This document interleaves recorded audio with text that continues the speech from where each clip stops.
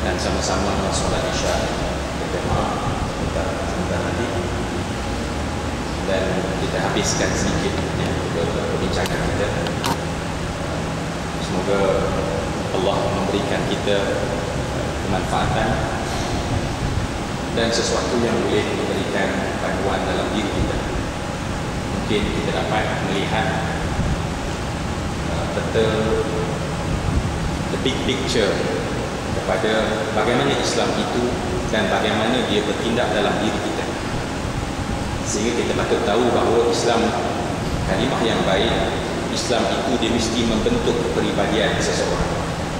Dia bukan sesuatu benda yang ada dalam diri tetapi tidak membentuk apa-apa pun pada diri seseorang, sehingga orang kata sama saja Islam dengan tak Islam, sehingga tak ada beza di antara orang Islam dan orang tak Islam. Tetapi kalimah yang baik itu dia telah bergerak dan bertindak dalam diri kita begitu hebat dan kuat, sehingga Masya Allah boleh membentuk pribadi yang sangat hebat.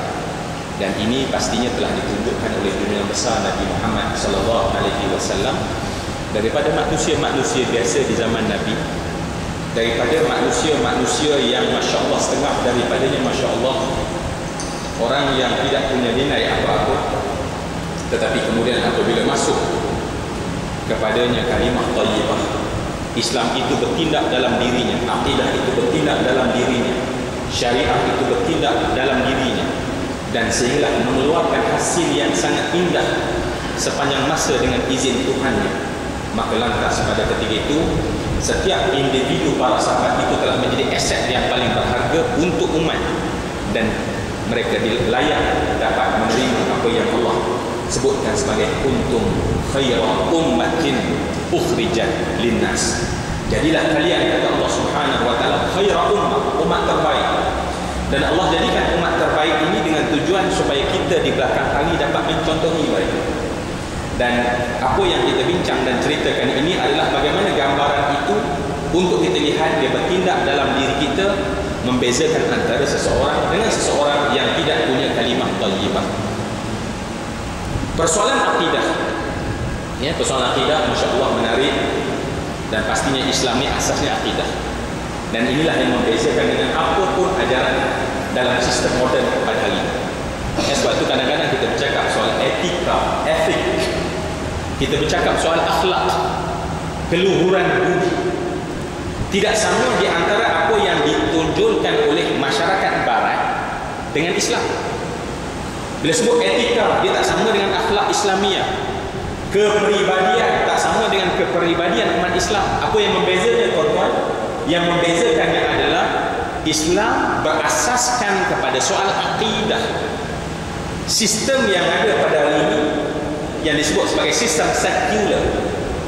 Sistem sekular adalah sistem yang memisahkan hidup dengan soal Tuhan, memisahkan di antara duniawi dengan ukhrawi.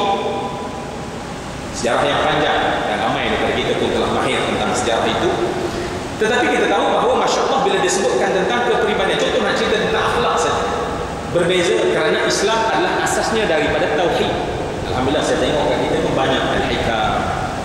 Itu contoh bagaimana akidah tauhid membentuk buah, bagaimana tauhid membentuk pohon yang baik. Semua yang saya hormati dan saya katakan, dan alangkah indahnya kerana kita tahu bahawa soal akidah adalah soal yang memang ada dalam diri setiap manusia. Allah bila lahirkan manusia, komponen dalaman manusia itu dia nakkan mentauhidkan Allah Subhanahu wa taala, atau dia nak cari Allah Subhanahu wa taala. Dia nak cari Allah Subhanahu wa taala. Fitrah. Nakkan Allah adalah fitrah. Nak percaya adanya satu kuasa yang berkuasa adalah Allah Subhanahu wa taala. Adalah fitrah seorang manusia. Dari sebab itu bila kita cerita akidah dari pohon tadi, sebenarnya tak susah. Sebab semua manusia hendakkan Allah Subhanahu wa taala. Semua manusia hendak tahu bahawa adanya pencipta alam ini. Sebab tu tuan-tuan, kalau kita tak masuk kelas macam ni pun, kita pergi melawat dalam hutan-hutan, Masya Allah, tengok gulungan animisma. Apa yang dia buat? Mereka tetap akan cari tempat nak sembah. Dia tengok Masya Allah busuk ni macam lain macam pada biasa, tak lain tak berapa tinggi sangat, ni power nampaknya, dia sembah. Kenapa dia nak menyembah? Sebab dalam fitrah dia, dalam fitrahnya bagi tahu bahawa ada satu kuasa yang besar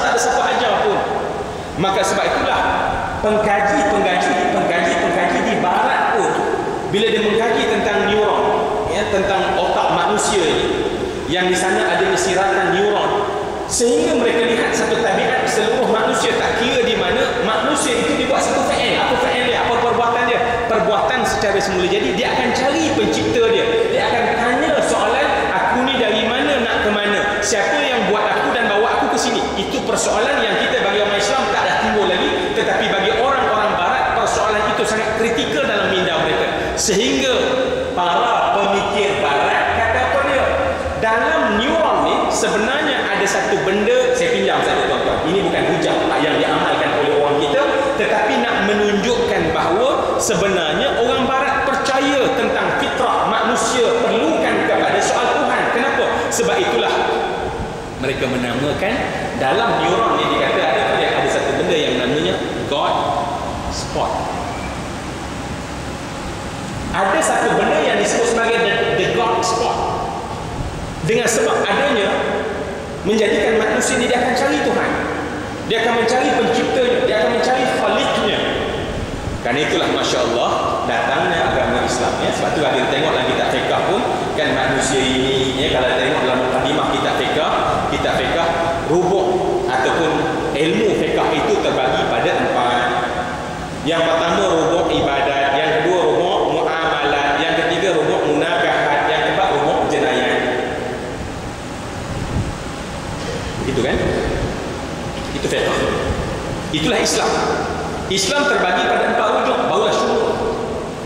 Dan rupanya kenapa lahir 4 ini? Sebab dalam diri manusia secara semula jadi ada 4 kekuatan.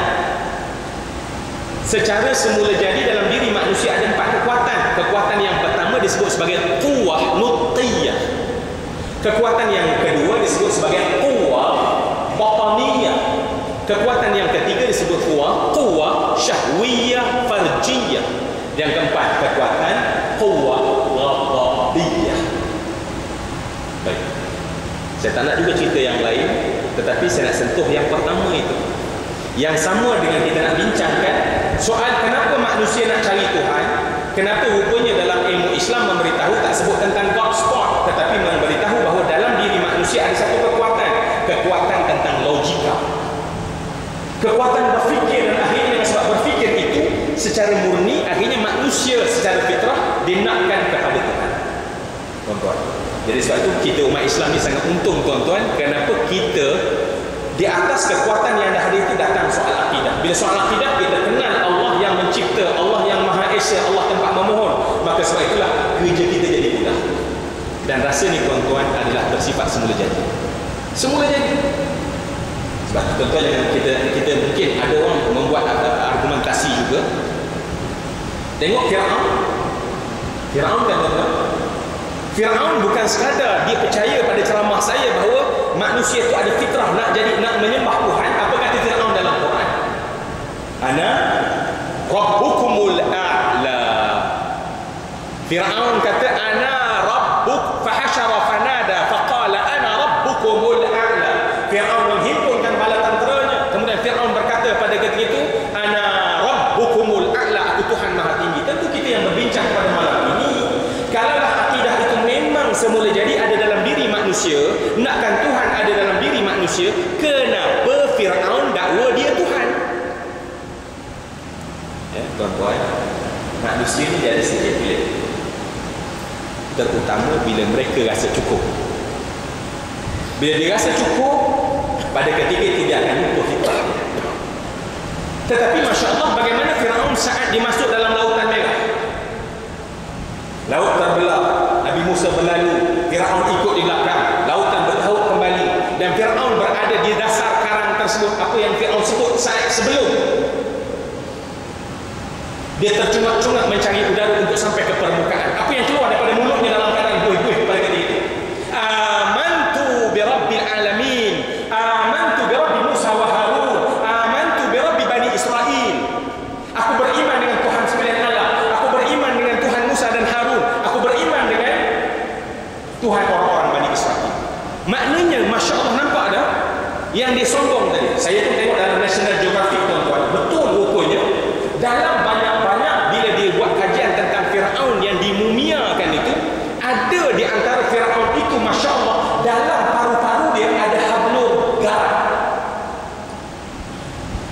Menunjukkan apa tuan-tuan? Menunjukkan ya, takkan dia hisap bukan darah kan?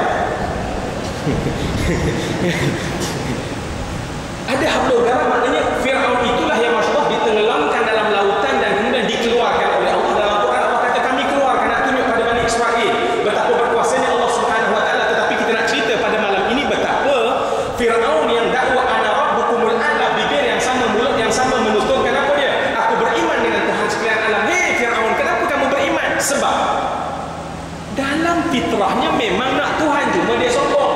Manusia ni tuan-tuan, kalau dia mula cerdas secukup je, Masya Allah, kalla innal insana la yatgha ar-ra'ahu istaghna. Manusia ni mula dia taut dan mula jahat bila dia mula rasa cukup. Bila kita lemah, sakit dan segala macam. Sebab tu Fir'aun dia katakan tak pernah sakit gigi, Fir'aun tak pernah sakit kepala, Fir'aun tak pernah sengal-sengal otak. Janganlah buat pergi direct selling, pergi jumpa dengan Fir'aun. Hai Fir'aun, kalau makan ni cergah. Tak tuan-tuan, Fir'aun tak perlu. Allah memang berikan dia segala-galanya supaya apa? Secara istidraj. Tapi saya nak cerita tuan-tuan, Masya Allah, begitulah peranan akidah. Dah memang ada. Cuba kita duduk pada malam ni, Masya Allah. Kalaulah nakkan Allah itu ada secara fitrah, Islam ni suruh kita suburkan. Kenalkan betul-betul, datangkan rasa itu betul-betul, datangkan rasa tentang adanya tentang perkara gaib. Dan saya baca satu buku tuan-tuan. Bila saya buat perbandingan, tengok manusia-manusia yang tolak-tolak Allah Subhanahu Wa Taala, golongan free thinker, golongan etis dan segala macam kategori dan sifat mereka, cuba kita lihat kepada sejarah-sejarah mereka. Saya terjumpa satu kisah yang menarik, mungkin kita boleh kongsi pada malam ini. Cerita tentang lelaki Melayu, lelaki komunis Melayu pertama di Melaya. Oh, banyak. Lelaki Melayu komunis pertama di Melaya. Nama memang klasik semua. Bukan Malaysia, Melaya. Kut lupa, kita ni Melaya. Lelaki pertama ni, ya, saya nak sebut namanya, tetapi saya tak gamak nak sebut namanya sebab cerita dia daripada satu sumber sahaja. Saya boleh cerita tentang Fir'aun sebab Allah cerita Fir'aun dalam Quran. Maknanya saya mencerita tentang buruk Fir'aun itu sebab Allah dah gambarkan dalam Quran untuk kita belajar. Tetapi lelaki ni saya tak nak cerita sebab satu sumber sahaja, ya? Dan sebab itu Masya Allah yang paling susah tuan-tuan, mengumpat orang mati. Mengumpat orang mati kita tak boleh minta maaf dah. Minta orang hidup, kutlah raya ni jumpa Alizul lah Tuan Haji, insya-Allah saya salah lah Tuan Haji, kan, bila lagi minta.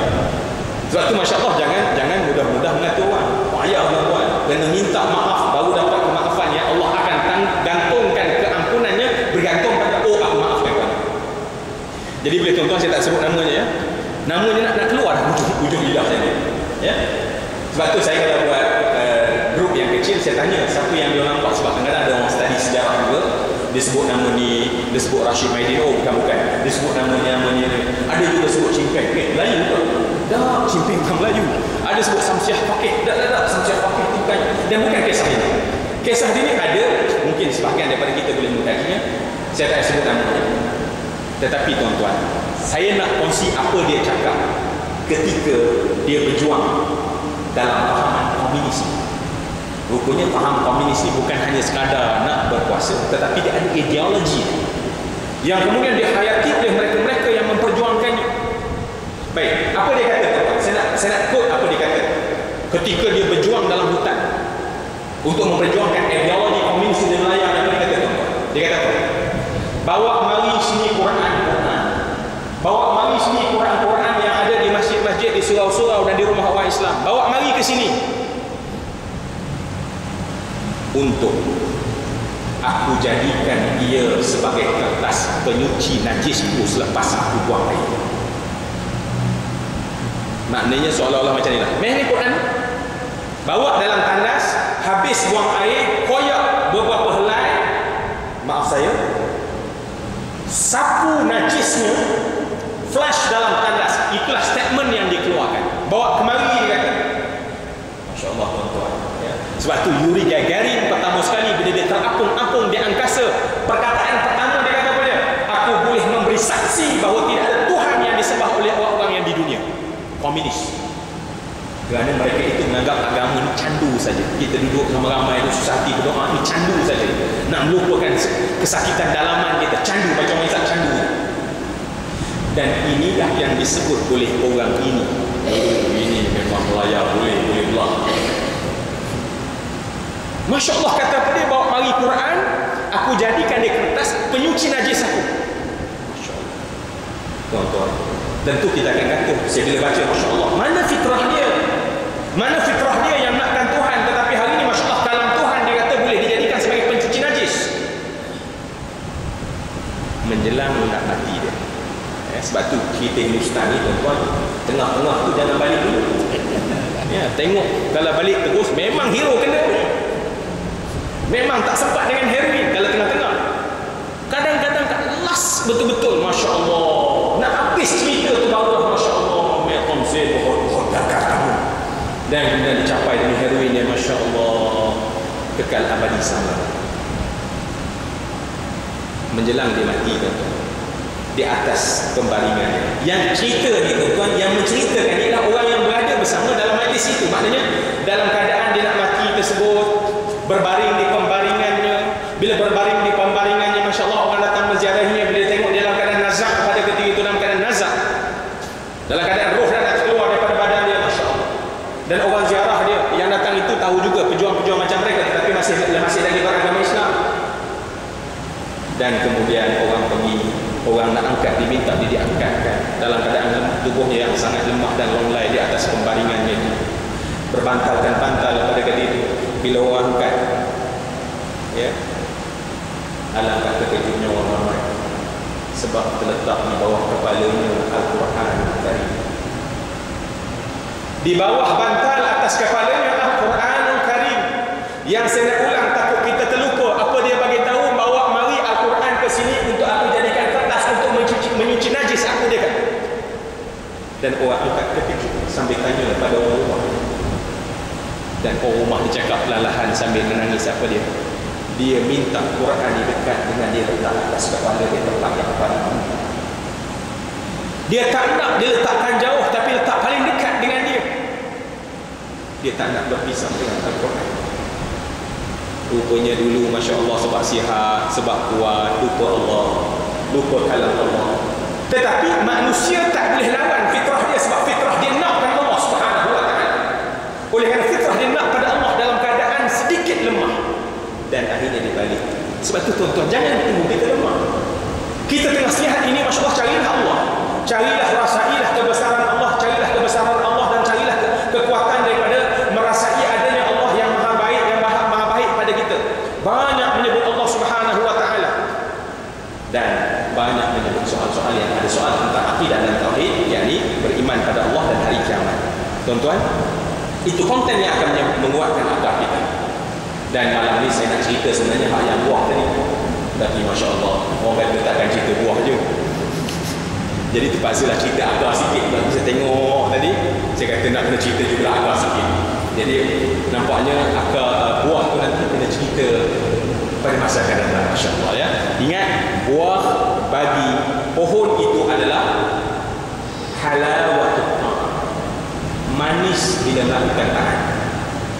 Taat belum buah tuan-tuan. Kita tunduk patuh taat ni belum buah lagi tu.